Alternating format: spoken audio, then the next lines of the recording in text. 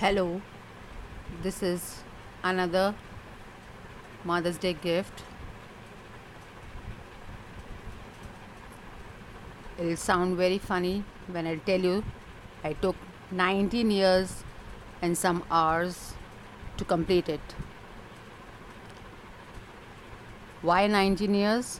Because I bought this kit in the year 2000